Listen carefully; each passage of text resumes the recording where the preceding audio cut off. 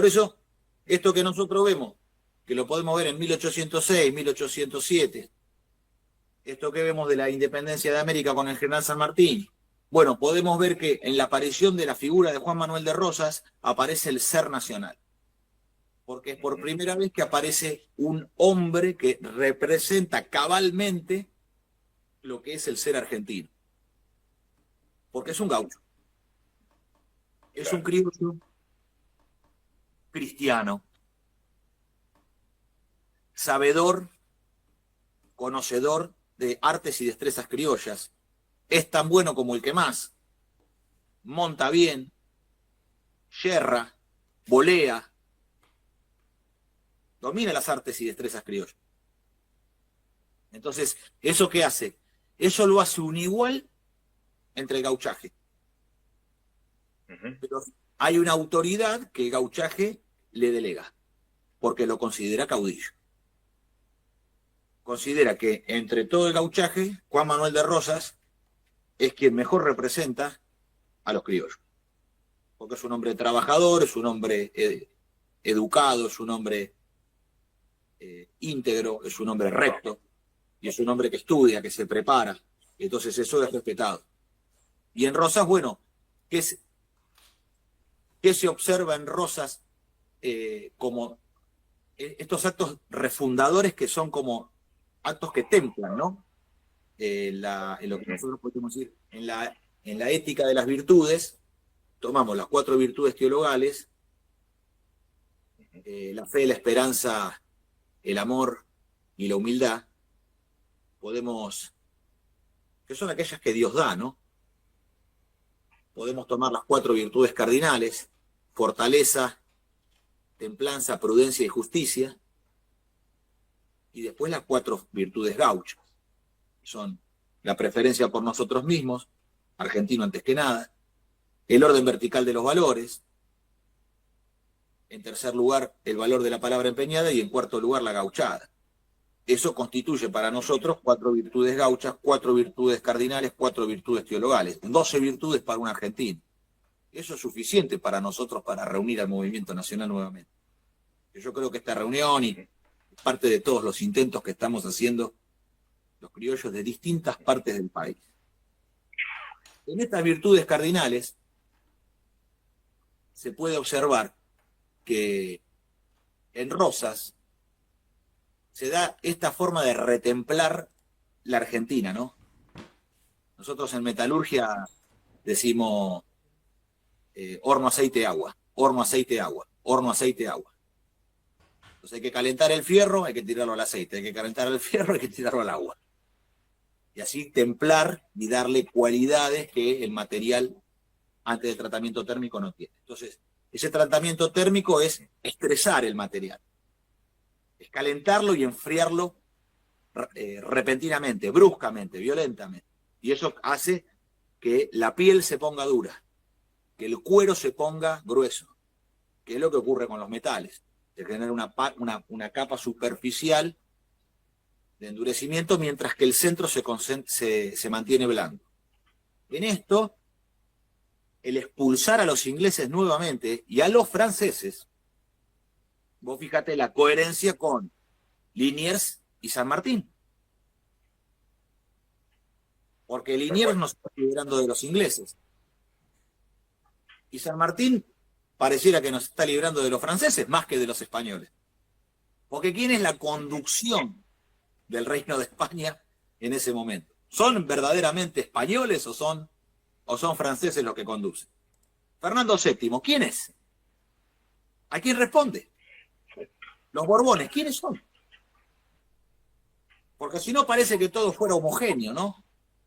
¿Y eso qué hace? Claro. En esa homogeneidad no entendemos porque no se nos ha enseñado en la escuela, y yo, discúlpenme, soy un vástago ignorante, soy técnico mecánico en máquinas y herramientas, yo no tengo formación filosófica, ni tengo formación en historia. No tengo una formación, no tengo preparación académica. Entonces, ¿cómo es posible para gente sencilla como nosotros, que necesita que en la primaria y en la secundaria le enseñen la historia de su patria, cómo nosotros podíamos darnos cuenta que Isabel la Católica era una cosa totalmente distinta a Fernando VII?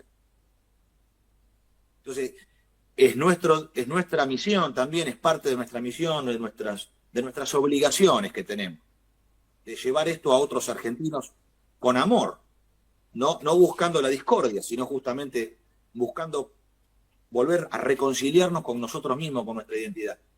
Entonces ahí en Rosas se expulsa la flota anglo-francesa, claro, se recuerda el 20 de noviembre la vuelta de obligado, que es la perdida, el Día de la Soberanía Nacional. ¿Qué cosa no se recuerda? El 4 de junio del 47, del 46, porque el 20 de noviembre del 45 es la vuelta de obligado, ¿verdad? Ujú. Y en junio, en las angosturas del Quebracho, se expulsa al enemigo. Y vos fíjate, la academia esto no lo enseña. Pero ¿dónde está esta verdad a la vista de los argentinos? En el canto de los argentinos. En un triunfo, que es el triunfo de la vuelta de obligado. Dice, 90 buques mercantes, 20 de guerra, vienen navegando arriba a las aguas nuestras. Dice, angosturas del Quebracho, de aquí no pasan, de aquí no pasan. ¿Qué los parió los gringos? Una gran 7, navegar tantos mares, venirse al cuento. Porque el 4 de junio, ahí es donde se da la expulsión de la flota más poderosa del mundo, la vencedora de Trafalgar, la que desplaza para siempre a los españoles del dominio marítimo. Nunca más España pudo recuperar su dominio en el mar. Nunca. Ahora tienen meramente una tarea menor y verdaderamente hay que revisar esto con España, porque no pueden los españoles venir a depredar el Atlántico Sur. No, tenemos que arreglar de otra manera. No puede venir barco español a pescar con licencia Kelper emitida desde Malvinas. No, esto no. Esto es un insulto. Porque claro, España no está en manos de los españoles. España está en manos de los ingleses. Entonces hay que liberar a España de Inglaterra. Entonces habrá que, ¿viste? Amor con amor se paga. Es como ustedes que son cuyanos, ¿no? Lo obligo, le pago. Entonces habrá que, así como ellos han venido, quizás sea tiempo que nosotros vayamos para allá, a limpiar España de toda esta mugre. Quizás nos toque a nosotros cruzar los mares y ayudar a nuestro... Claro. Quizás hace tiempo, habrá que ver. Para eso se necesita de una ley de almirantazgo, que es lo que estamos impulsando en este momento. Porque esto no puede agotarse meramente en la meditación sobre nuestro pensamiento, sino en ver los signos en la historia para, en el presente, achicar el hiato entre el presente y el futuro, que esa es la tarea que realiza el conductor en términos proféticos. Nosotros no somos ni de la utopía, que para los que somos nacional-justicialistas es una zanahoria delante del asno, es un pensamiento de izquierda, impulsado por la izquierda, Eduardo Galeano, toda una cantidad de cosas que nos la metieron, te la meten en la escuela, te la meten en la televisión, te la meten, donde vos mirás está eso, la idea de la utopía, no topos, no hay lugar. Claro. El lugar donde la felicidad no tiene lugar. ¿Y cómo se llega? No, se camina y es como el horizonte que a medida que uno camina se aleja. Eso es una estupidez. Cuando el justicialismo es una doctrina que permite alcanzar la felicidad en el presente. Claro. Cuando el cristianismo, cuando la fe cristiana permite alcanzar la felicidad en el presente. No es una promesa del más allá. El cristianismo permite alcanzar la felicidad y la plenitud del hombre en el presente. No importa en la circunstancia de dificultad en la que se encuentre. Entonces, ¿ahora qué propone la contrapartida del régimen? Bueno, propone la utopía, la izquierda, inalcanzable. Y si no, la distopía, el mal absoluto. Entonces tienen al hombre entre dos tensiones, que es la distopía y la utopía. Ante eso, ¿qué decimos? Nosotros somos la tercera posición, somos la profecía. Somos aquellos que profetizamos el porvenir de los argentinos y que achicamos el hiato para que ese futuro se haga presente. Capturamos una partícula de eternidad. Eso se dio, claro, se dio en el movimiento nacional. Se dio con Rosas, se dio con Irigoyen y finalmente un 17 de octubre con Perón. Claro. Porque el 17 de octubre, ¿qué es? Es cuando el conductor, en unión total con el pueblo, se obra un milagro y se achica el hiato. ¿Hasta qué? Hasta reducirse a cero, que es una forma de comprimir el tiempo. Entre el futuro y el presente no existe distancia. El futuro es hoy. Ya llegó. Porque el conductor está parado en el éxtasis del porvenir. No se lo está En comiendo. ese sentido, Martín, claro, en ese sentido, digamos, la utopía de Tomás Moro, de Campanella, digamos, que plantean una ciudad imaginaria que tiene que ver con un futuro que nunca se llega, porque muy bien vos lo planteás, digamos, es una utopía, es un lugar sin lugar. En ese sentido, cuando Irigoyen está pensando en la Argentina, está pensando en un topos, está pensando en una tradición argentina que también está pensando en trabajo para los argentinos y por eso empieza a desarrollar la industria. Y vos imaginate que pasando de Rosas, que es el primer ordenamiento nacional, Rosas busca ordenar la nación. Ahora, Rosas es el más cabal representante de lo que para nosotros significa el movimiento nacional cuando aprendemos lo que es, ¿no? Que no es un partido y que tampoco es una constitución nacional o una ley. El movimiento nacional es el movimiento de los argentinos, es un movimiento que tiene una conducción espiritual. Por eso Rosas se niega a crear una ley. Y esa es la discusión memorable que tiene con Facundo Quiroga y con los caudillos del interior. Y entre federales y entre unitarios. No hay que crear la ley, no, hay que pacificar la nación, dice Rosas.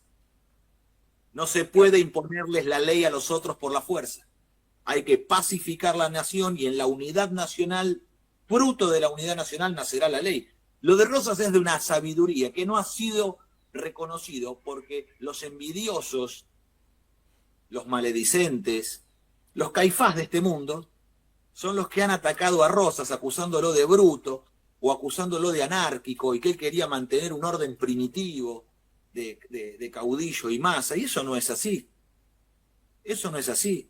Porque esto está dictado en la Biblia Gaucha, en el Martín Fierro. Fíjate el orden que Fierro describe como que vivir era una delicia, dice. Que al gaucho nada le faltaba. Que sobraba el trabajo, que el trabajo era bien pago, que había paz, que se podía tener familia, criar a los hijos en paz, que todo gaucho tenía rancho y tenía sus instrumentos de trabajo. Caballo, por supuesto, que no es un caballo, una tropilla. Una tropilla, porque el gaucho con un solo caballo es un gaucho pobre. Ahora, ya una tropilla, ¿eso qué le permite? Eso le permite ser en esa forma de libertad que es tan característica de los argentinos, que es la libertad que el hombre anhela en el trabajo. Porque no es una cosa importada del extranjero, de los anarquistas o de los comunistas que hablan de la sociedad de productores libres asociados. Nada que ver. Nosotros pensamos porque sentimos de otra manera. Porque para nosotros no manda la mente, sino manda el corazón. Entonces nosotros no pensamos, esas son ideas de la mente, de Europa, que es mente. Nosotros eso ya somos. Y se ve en el gaucho. Antes de que los anarquistas y los socialistas hubieran escrito esas cosas. Nosotros anteriormente tenemos un orden que no es el de que ellos dicen la sociedad de productores libres asociados. Ese es el régimen de Juan Manuel de Rosas, donde el gaucho tiene, hoy cómo sería el equivalente, muchachos. Y bueno, hoy un trabajador metalúrgico debería contar con una buena camioneta, un pequeño tráiler, con sus herramientas eléctricas, con su equipo de soldadura, con su equipo de oxiacetileno, con un banco de trabajo, porque todo metalúrgico necesita eso porque constituye el contorno de su propia identidad. No es un asalariado que va a la fábrica, usa herramientas, deja y vuelve a su casa y no tiene nada, es un total desposeído. No, porque el ser del metalúrgico argentino es un hombre que su alma tiene esa inclinación. El tipo no es que llega a la casa y deja de ser metalúrgico y es otra cosa. es un ciudadano. Esas son ideas francesas que son para alienar al hombre. Nosotros no somos ciudadanos, somos trabajadores. Y el trabajo a nosotros determina también incluso nuestra personalidad. Nos hace ser de un Sí, porque nos dignifica. Y nos hace ser, nos edifica el trabajo. Además de dignificar, nos edifica porque hace al hombre tal cual el hombre es a partir de la transformación de la materia. Entonces, entre este presente y el pasado, nosotros vemos cuáles son los signos que nos permiten adivinar el futuro. Porque si yo observo eso que es pasado y que Martín Fierro describe, que vivir en una delicia, y me doy cuenta cuál es el presente nuestro y qué necesitaríamos nosotros para vivir bien los argentinos, estoy adivinando el porvenir. Porque tengo dos puntos de apoyo donde pararme. Tengo el pasado que me afirma, tengo el presente en el cual puedo hacer un correcto diagnóstico e inmediatamente, buscando el bien común, sé cómo es el porvenir. Decreto el porvenir, decreto el futuro, porque sé que el bien, que si nosotros buscamos hacer el bien, eso va a ser así en el futuro. Porque nos preferimos a nosotros mismos y el hombre al preferirse a sí mismo prefiere el bien, y al preferir el bien se prefiere a sí mismo. Eso de alguna manera es el círculo hermenéutico de la preferencia por nosotros mismos, de la identidad nacional. Y en Rosas está eso, que yo observo a veces que no se destacan estas cosas, que sería importante de verlo, porque no es solamente los hechos históricos, sino ver cómo vivían esos hombres y por qué eran leales a Rosas. ¿Y por qué nosotros luchamos contra la flota más moderna del mundo y los expulsamos de nuestros ríos? Y no te olvides que ese no es el único 4 de junio. Porque sobre la base de esa identidad anti-imperialista, que es decir, anti-inglés y anti-francés, nosotros nos afirmamos un 4 de junio del 43. El movimiento nacional tiene una fecha donde vuelve a retemplarse, vuelve a pasar por el horno y por el aceite. Y se endurece. Entonces, si seguimos cronológicamente, bueno, viene Irigoyen, pero yo no me puedo olvidar de Roca. Acá Franco tiene algunas apreciaciones con respecto a Rocas y después te va a hacer una pregunta. Dale, Franco. Si querés continuar y después vamos al tema.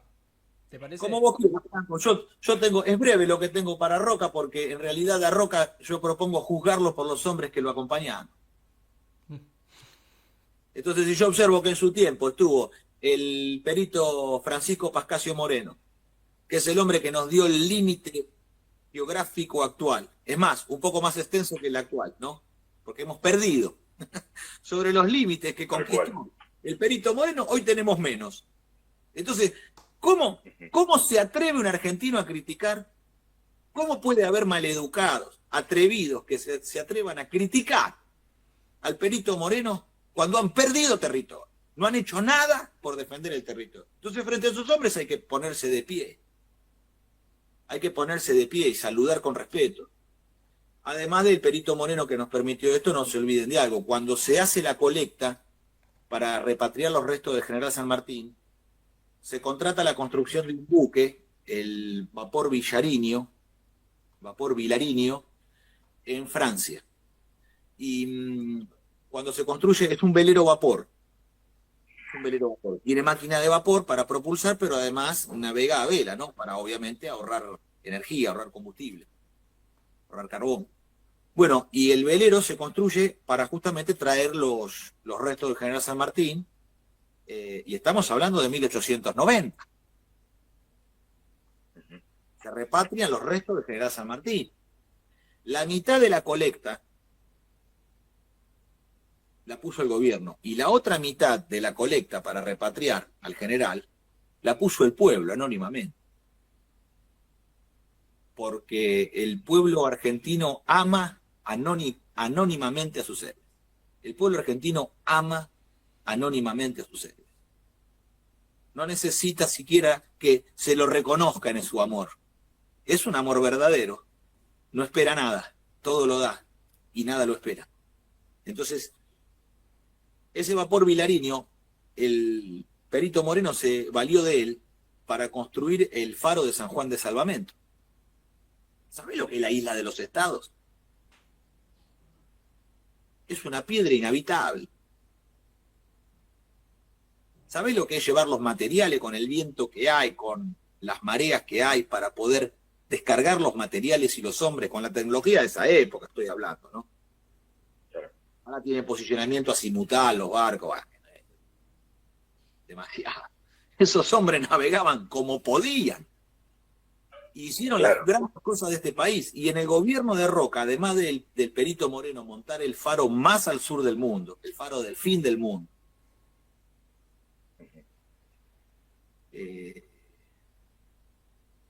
El alférez Sobrales y los hombres que fueron de la partida que crearon la primer base permanente en territorio antártico en la isla Orcadas en 1900,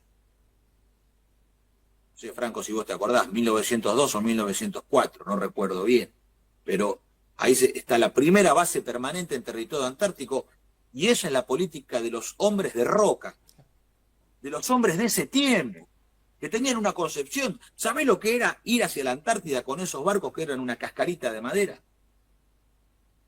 Y también hay que observar que el padre de la sociología argentina es un hombre que trabaja para el gobierno de Roca, que es Vialet Macé, que es el padre de la sociología argentina, es el hombre que funda el pensamiento sociológico argentino.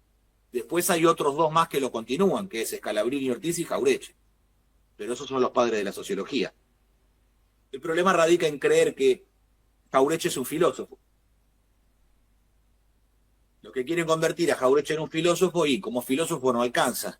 Y en realidad uno se pierde de lo importante que es un sociólogo que ve con claridad lo que es el ser nacional. Y lo mismo es Scalabrini. Porque Scalabrini, ¿qué hace? Y sociología político-económica. Se ocupa de las cuestiones de la nación, de la economía, de la producción, de la dependencia, ¿no? Y estudia la dependencia con la metrópoli. Y Jauretche, ¿qué claro, ve? Lo que pasa es que Martín... No, a lo que iba es que, digamos, todavía no estaba la división entre filosofía y sociología, digamos. Eso era, ser filósofo era también hacer sociología. Depende desde dónde uno lo mira, digamos, a nivel histórico es donde uno se para. Pero bueno, sí, es cierto. Digamos, la visión que tienen es una visión totalmente La sociología es moderna. Antes estaba incluida dentro del análisis político, probablemente, o histórico. O sea, como ciencia en sí misma no estaba todavía, no se había dividido. La subdivisión no se había provocado. Pero está claro que Vialet Macé es el padre de la sociología, porque además Irigoyen reconoce, y Perón también, de que gracias a el informe del estado de la clase obrera argentina, ellos pudieron desarrollar una política social que tuvo la penetración que tuvo, y que gracias a ese informe ellos pudieron aprender y conocer. Entonces, bueno, y ni hablar, ¿no? La primer recluta de 10.000 soldados y 22.000 conscriptos en Curamalal, al sur de la provincia de Buenos Aires. En Curamalal se produce la primer gran recluta de conscriptos y se funda el Ejército Profesional Argentino. Y la formación tiene un enraizamiento industrialista que es el que luego permite, desde esa idea donde en esa época de cada 4 ingenieros que se recibían, 1 era del ejército. Eso crea un semillero industrialista, porque la idea de nación y pueblo en armas, donde se constituye ese ejército, yo no sé si Riccieri había leído a von Golsen con la idea de nación y pueblo en armas, si había leído a Clausewitz, ¿cómo uno saber? O es una propia impronta que viene desde la idea del campamento del Plumerillo con el fray Luis Beltrán, de construir el propio parque de artillería, y que eso también de algún modo impulsa a esos hombres a no solamente desarrollar su propio armamento de propia fabricación, sino crear una escuela de ingenieros Y de ahí que sale el semillero donde viene Mosconi, funda YPF con Irigoyen, y el semillero de donde viene el general Sabio y funda Altos Hornos Zapla y Somisa. El petróleo argentino y el acero argentino son creados por el ejército argentino. Y eso tiene raíz en el teniente coronel Riccieri, otro hombre de Roca. Y ya, bueno, paro acá y le doy a Franco. Sí, el análisis más simple que se puede hacer siempre es que cuestionar la imagen de Roca también es cuestionar la legitimidad del Estado argentino sobre el sur patagónico y la Antártida. Se tiende a decir, bueno, no, nosotros tenemos derecho divino a este territorio, pero tenemos que esconder la lucha por correr la frontera argentina hacia el sur. Yo quería meter algunas preguntas con respecto al tema patagónico. Por eso, como Rodrigo venía hablando, haciendo un repaso histórico, preguntaba si era oportuno hacerlo en este momento. ¿Te parece que contestar un par de preguntas sobre el desarrollo de un plan patagónico? Yo te he escuchado hablar, bueno, sobre un plan ferroviario, un plan minero, y un plan para recuperar la Patagonia. Argentina con los proyectos, con el proyecto del CAREM tendría como para iniciar un abastecimiento modular de energía para industrializar esa región geográfica. ¿Cómo lo trazaste? Bueno, muy bien orientado. El CAREM es, por su condición tecnológica, es un reactor que permite operar fuera de una fuente de agua abundante. No se olviden que Atucha está en Lima, provincia de Buenos Aires, bueno, en el río Paraná, en el Paraná Guazú, en la boca del río de la Plata, en una masa de agua monstruosa. Y embalse Río Tercero está montado en el embalse justamente. Se necesita poner de una fuente de agua abundante para poder refrigerar en el reactor. Temas secundarios reactor, dado que vos estás utilizando energía nuclear para calentar una máquina rotativa de vapor, y esa máquina rotativa de vapor requiere de un intercambiador de calor que vuelva al vapor, convertirlo a agua, y bueno, por una cuestión vinculada a las leyes de la termodinámica y del vapor que no vamos a describir, se necesita que haya una amplitud térmica entre ambas puntas del circuito para que el proceso sea eficiente. Ahora, ¿el CAREM qué tiene? Que lo podés tirar en un desierto. Lo podés tirar en un desierto y en un desierto sería suficiente. Sí, ahí va. Entonces, CAREM lo que tiene permitiría a nosotros montar en cualquier poblado, con agua, sin agua, cualquier condición, montar un reactor de energía para, por poner un ejemplo, una ciudad similar. Pero hay que arrancar antes de tener el reactor terminado, porque el reactor lleva tiempo. Entonces nosotros tenemos en el yacimiento carbonífero Fiscal Rivaturbio carbón suficiente para montar termoeléctricas. Nosotros tenemos energía a través del petróleo, que en el caso de Vaca Muerta se pretende utilizar ese petróleo, exportarlo crudo, que es el proyecto de todos los gobiernos que vienen firmando concesiones en Vaca Muerta, entregando el petróleo al extranjero. Y acá no hay que olvidar a los hombres de Irigoyen, como Mosconi, que dijo, entregar el petróleo es entregar la bandera. Y nosotros no nos corremos ni un paso de ahí.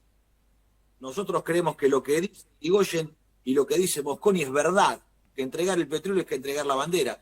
Y no hay que achicarse porque algún gobierno que se disfraza de nacionalista, de peronista o de lo que fuere, o de radical, porque hoy no hay ni radicales ni peronistas,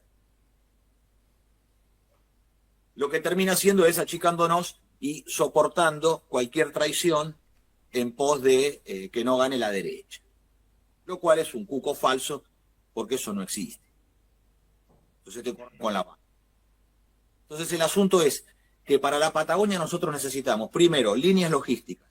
La línea logística más rápida en la Patagonia es el barco, porque nosotros con los barcos podemos dar abastecimiento en todo el frente atlántico de manera muy abundante y muy económico en flete. Claro. Y además son cargas que superiores a las que puede llevar un camión, porque son transportes de gran porte. Y mientras vamos llevando los materiales, nosotros tenemos que largar 2 líneas en la Patagonia, que son por el Atlántico y por la cordillera de los Andes, para tener una perimetral ferroviaria que nos permita dominar el territorio. Y ahí enclavar las industrias.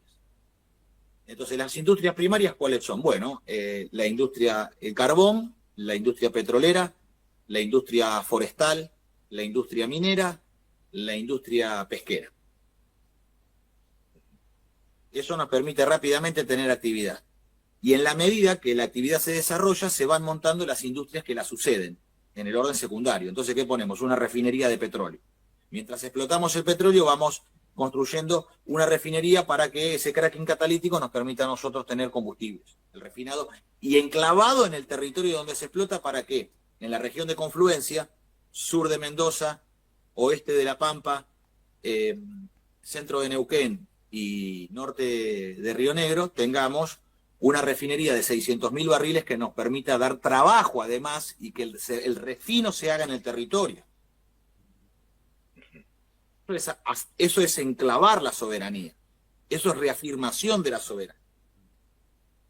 Es más difícil que se lo lleven crudo.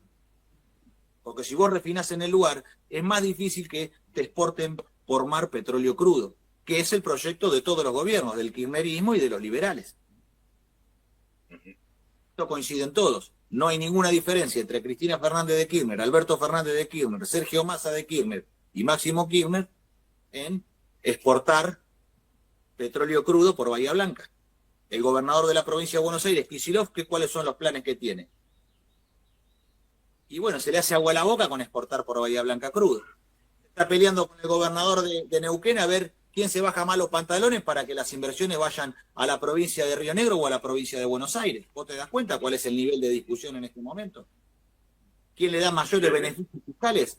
¿Quién le da mayores beneficios fiscales para poder exportar petróleo crudo? Acá lo que los argentinos tendríamos que estar parados de mano en decir, no se importa más petróleo crudo. A lo sumo podríamos comercializar refinados y habría que ver si conviene. Pero petróleo crudo no, porque entregar el petróleo es entregar la bandera, como bien explicó Irigoyen. Estas son las cuestiones de fondo de la política nacional. Entonces acá no hay partidismo. Acá qué importa esta falsa antinomia entre liberales y keynesianos, entre oficialismo y oposición. Esto importa nada. Esto importa nada. Es hora de abandonarlos a ambos.